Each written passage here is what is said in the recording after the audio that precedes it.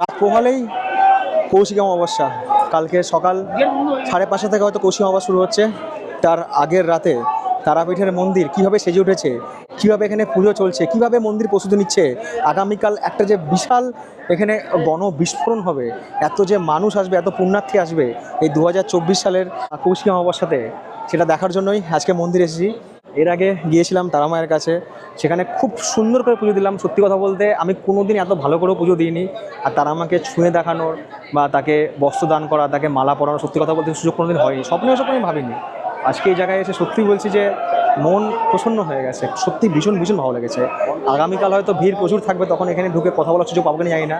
তবে আজকে এই কৌশিক অমাবস্যার আগের দিন এই যে তারাপীঠের মন্দির এত সুন্দর সাজানো, এত ভক্ত সমাগম, এত মানুষ, সত্যি যাকে বলে মন প্রসন্ন হয়ে গেছে। রাত পোহালেই কৌশিক অমাবস্যা। কালকে সকাল 5:30 থেকে হয়তো কৌশিক অমাবস্যা শুরু হচ্ছে।